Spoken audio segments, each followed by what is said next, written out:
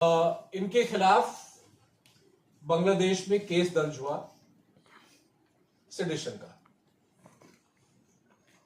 और इस पे हमारे पार्लियामेंट में जो है सवाल उठाए जा रहे हैं, अलग अलग मंत्री बयान दे रहे हैं, मीडिया में जो है चर्चा हो रही है कि भाई देखिए देखिए इस कौन हिंदू बांग्लादेशी पे सेडिशन का मुकदमा लग गया है।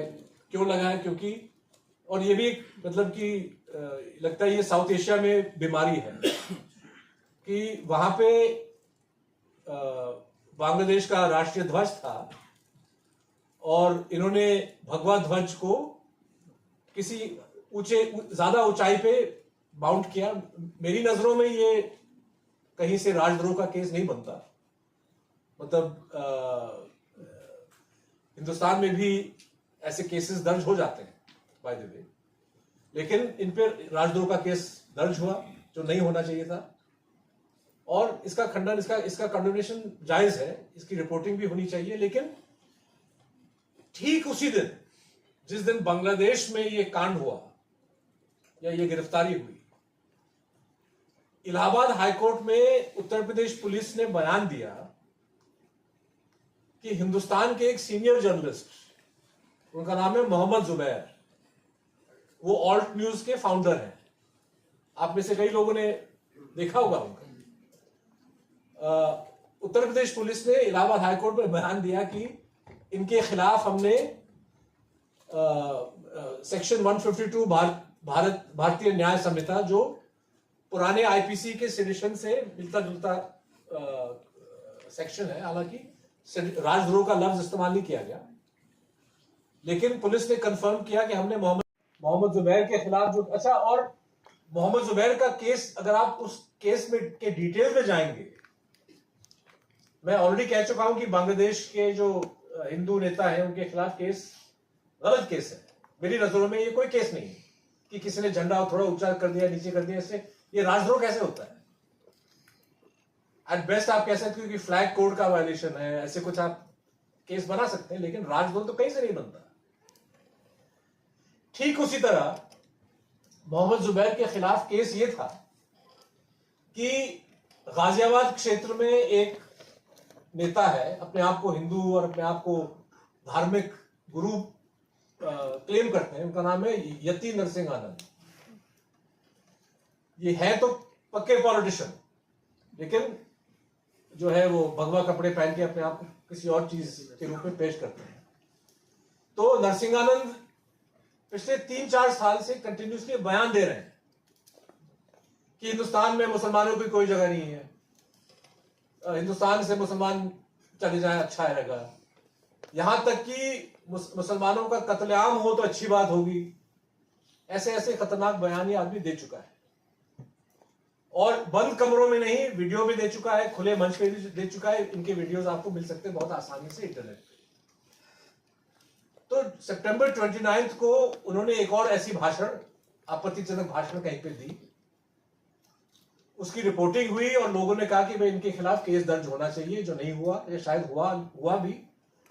तो 3 अक्टूबर को मोहम्मद जुबैर ने एक ट्वीट लगाया जहां पे उन्होंने कहा कि भाई उत्तर प्रदेश सरकार से कैसे हम उम्मीद कर सकते कि वो एक्शन इसके खिलाफ लेगा, जब इससे पहले इतने स्पीचेस दे चुका है जहां पे कोई एक्शन नहीं ली गई। और उन्होंने मिसाल के तौर पे यति नरसिंहानंद का एक पुराना भाषण जो इंटरनेट पे है, उसका लिंक ट्वीट पे दिया। उस ट्वीट के बेसिस पे नरसिंहानंद पे केस नहीं हुआ, केस हुआ मोहम्मद जुबैर पे, क्योंकि नरसिंहानंद के किसी सपोर्टर ने जाके किसी थाने में दर्ज कर दिया कि ये तो हमारे गुरुजी का अपमान हो रहा है वगैरह वगैरह, तो केस दर्ज हो गया।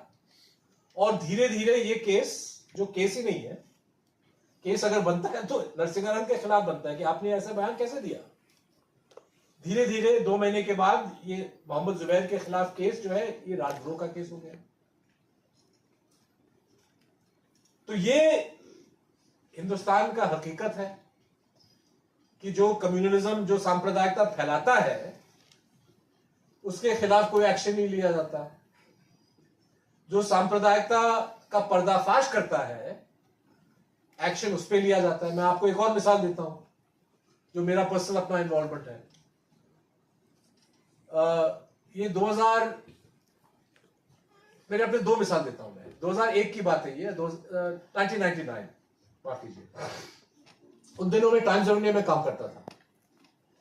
अटल बिहारी वाजपेयी उन दिनों प्रधानमंत्री थे। यूपी में किसकी सरकार थी मैं भूल रहा हूं, लेकिन मथुरा आगरा बेल्ट में बजरंग दल और विश्व हिंदू परिषद के कुछ जो एक्टिविस्ट हैं, उन दिनों वहां के कुछ क्रिश्चियन संस्थानों पे हमला हो रहा था। किसी पादरी की पिटाई हुई, किसी नन पे हमला हुआ, तो उसको कवर करने में वहां पे मुझे भेजा गया। तो दिल्ली से मैं गया मथुरा, और मथुरा, अच्छा दिल्ली में जो है, जो बजरंग दल और संघ परिवार के जो बड़े नेता हैं, वो कह रहे थे कि भाई इन इंसिडेंट्स में हमारा कोई हाथ नहीं है, ये कोई और कर रहा है, हम इसमें इन्वॉल्व नहीं है। मथुरा में जब हम गए तो वहां पे लोकल जो हिंदुत्व संगठन के कार्यकर्ता हैं, जब मेरी उनसे बात हुई तो वो खुल के कबूल कर रहे हैं कि हाँ ये सब हमने किया है, और 2-4 और लोगों की पिटाई करेंगे। तो इस खबर को हमने फ्रंट पेज पे टाइम्स ऑफ इंडिया में छापा कि भाई बजरंग दल वाले खुद कह रहे हैं कि मथुरा से हम क्रिश्चियंस को भगाएंगे। हमने समझा कि भाई इस हेडलाइन के बाद कम से कम केंद्रीय सरकार या उत्तर प्रदेश सरकार ऐसी कार्रवाई करेगी ताकि ये हमले रुक जाए। लेकिन मुझे नोटिस मिला नेशनल कमीशन ऑफ माइनॉरिटीज, जो स्टैट्यूटरी बॉडी है माइनॉरिटीज के प्रोटेक्शन के लिए, तो नेशनल कमीशन ऑफ माइनॉरिटीज से मुझे नोटिस मिला कि शो कॉज नोटिस, कि आप हमको बताइए कि आपके खिलाफ कार्रवाई क्यों नहीं होनी चाहिए, कि आपने टाइम्स ऑफ इंडिया में एक ऐसी खबर छापी जिससे हिंदुस्तान के माइनॉरिटी भयभीत हो रहे हैं। अब बताइए, हमला कोई कर रहा है, हमलावर जो है उसके खिलाफ कोई एक्शन नहीं की जा रही है, उल्टा हमलावर ढंडोरा पीट के कह रहा है कि मैं और ऐसे काम करूंगा। इस चीज को जब हम हाईलाइट करते हैं तो माइनॉरिटी को भयभीत करने वाले हम हो जाते हैं, वो नहीं होता है। तो हमने उस नोटिस को ठुकरा दिया, और एनसीएम के पास ऐसी कोई ताकत नहीं कि कोई केस वगैरह दर्ज हो। लेकिन अब मैं बात आगे बढ़ाता हूं। 2020 या 2019 या 20, जब गाजियाबाद में एक कांड हुआ, आप लोगों ने देखा होगा कि एक वीडियो चला खूब ट्विटर पे, फेसबुक पे, कि एक एल्डरली, एक मुस्लिम जेंटलमैन, कुछ गुंडों ने पकड़ के वीडियो में उसकी दाढ़ी नोच रहे थे और उसकी पिटाई हो रही थी, और उस ओल्ड मैन ने बयान दिया कैमरा पे कि भाई इन गुंडों ने मुझे पकड़ा, मारा, पीटा, दाढ़ी नोची और मुझसे बोले कि बोलो जय श्री राम। तो इस ओल्ड मैन के बयान के बेसिस पे और उस वीडियो के बयान के बेसिस पे बहुत सारे अखबारों ने स्टोरी बनाई कि भाई ये शख्स बोल रहा है कि मेरे साथ ऐसा हमला हुआ है। ये एक विक्टिम है जो अपना बयान दे रहा है कि भाई मेरे साथ ऐसा हुआ है। स्टोरी फैली, राज्य सरकार को शायद अच्छी नहीं लगी, उनको लगा कि ये बहुत बुरा पब्लिसिटी है, तो उन्होंने 8 लोगों के खिलाफ गाजियाबाद लोनी पुलिस स्टेशन में जाके केस फाइल किया। कौन सा case? Section 153, spreading communal hatred. और ये केस उन गुंडों के खिलाफ नहीं था, ये केस 8 लोगों के खिलाफ जिन्होंने उस वीडियो को ट्वीट किया या शेयर किया, और इत्तेफाक से या ऑब्वियसली नॉट अ कोइंसिडेंस, 8 में से 7 लोग मुसलमान थे। हालांकि 2000-3000 लोगों ने ट्वीट किया और अधिकांश लोग मुसलमान नहीं थे, लेकिन 7 मुसलमानों को चुन के उनके खिलाफ केस दर्ज किया, और 8वां था मैं दोबारा। और हमने कहा भाई इसमें 153 का केस कैसे बनता है? एक विक्टिम ऑफ क्राइम जो है वो अपना बयान दे रहा है कि भाई मेरे साथ ऐसे हुआ है, और यही बात अगर बांग्लादेश में हो जाती, अगर कल कोई बांग्लादेश का रिपोर्टर उस हरे कृष्णा वाले का बयान छाप दे और अगर रिपोर्टर के खिलाफ केस बांग्लादेश में दर्ज हो जाए, तो यहां पार्लियामेंट में शायद प्रधानमंत्री स्वयं बोलेंगे कि ये अन्याय हो रहा है। लेकिन यहां पे जो है चला ये, और 4 साल हो गए, वो केस अभी भी है, वो उसको हम क्वाश नहीं कर पाए। हिंदुस्तान में ये केसेस जो लटके रहते हैं। तो कहने का मतलब, अगर आप रिपोर्टर होना चाहते हैं आज के मौजूदा हालात में, you need courage, you need integrity, you need honesty, you need also to have the courage to, as I began, कि बाज दफा जो है स्टोरी अलग है, आपको कुछ और लगता है। कुछ लड़कों ने ट्वीट किया 3 महीने पहले कि उत्तर प्रदेश के एक कस्बे में किसी मुस्लिम लड़के का मॉब लिंचिंग हुआ।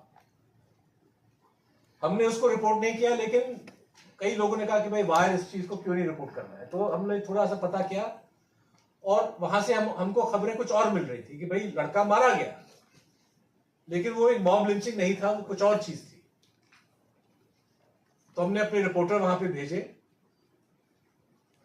और स्टोरी हमने किया कि भाई लड़का तो मरा, लेकिन ये मॉब लिंचिंग इसको हम नहीं कह सकते। तो ये भी एक ऑनेस्टी होनी चाहिए कि आपके दिमाग में एक नैरेटिव है कि फलाने वजह से ये हुआ है, लेकिन हो सकता है कि फैक्ट्स कुछ और है। वो रिपोर्ट करना बहुत जरूरी है, और इसमें बाज दफा और अक्सर अपना खुद का इमोशन, आपकी खुद की आइडेंटिटी आपको सब्ज्यूम करना पड़ेगा, ताकि फैक्ट्स को आप एक ऑनेस्ट तरीके से पब्लिक के सामने पेश कर पाए। और अगर आप ये काम करते हैं तो जाहिर है कि कभी कभी आपको खतरे मोलने पड़ेंगे। मणिपुर में जो हिंसा हो रही है, वहां पे पत्रकारों को निशाना बनाया गया है। अगर मैती पत्रकार खबर छापने की कोशिश करे कि मैती मिलिटेंट ऑर्गेनाइजेशंस कुकीज को मार रहे हैं, तो मैती पत्रकार पे हमला हो सकता है। मैं कुछ लड़कों को जानता हूं जो वहां से निकल चुके हैं, क्योंकि उनके लिए सेफ एनवायरनमेंट नहीं है। तो ये एक खतरा है जो आपको जूझना पड़ेगा। अनफॉर्चुनेटली जर्नलिज्म को क्रिमिनलाइज करने की बहुत कोशिश की जाती है। एक जमाना था कि आपने स्टोरी की, स्टोरी जो है वो गलत साबित हुआ या उसमें कोई फैक्चुअल एरर था, सरकार की ओर से क्लैरिफिकेशन आता था, वो क्लैरिफिकेशन छप जाता था और बात वहां पे खत्म हो जाती थी। अब जो है स्टोरी में गलती है तो लोग चिल्लाने लगते हैं कि इसको अरेस्ट करो। और बाज दफा सरकारें भी जो है केस फाइल कर देती हैं। कोविड के टाइम में हम लोगों ने ट्रैक किया अलग अलग प्रदेशों में, तमिलनाडु से लेके अंडमान तक, उत्तर प्रदेश, हिमाचल, महाराष्ट्र, कि किसी ने रिपोर्टिंग कुछ की जो राज्य सरकार को अच्छा नहीं लगा या लोकल एडमिनिस्ट्रेशन को अच्छा नहीं लगा। कोयम्बटूर में एक वेबसाइट, छोटा सा वेबसाइट है, उन्होंने स्टोरी छापा कि पीडीएस जो राशन की दुकान है, लॉकडाउन के टाइम में राशन की दुकान में खाना नहीं, ये अनाज नहीं पहुंच रहा, इससे लोगों को दिक्कत हो रही है। बजाय इसके कि वो उस समस्या का समाधान निकाले और राशन की दुकानों में जो है ये सही मात्रा में अनाज सरकार को पहुंचा देना चाहिए था। मुकदमा उस रिपोर्टर के खिलाफ दर्ज किया गया कि इन्होंने ये पैनिक क्रिएट कर रहा है। अंडमान में सबसे मजेदार केस था कि वहां के एक रिपोर्टर है, उन्होंने ट्वीट किया, क्योंकि वहां पे एक सेंटिनल करके अखबार है, उस अखबार में खबर छपी कि एक आदमी ने दूसरे आदमी से फोन पे बात किया और जिस आदमी से वो बात कर रहा था वो कोविड ग्रस्त था। तो पुलिस ने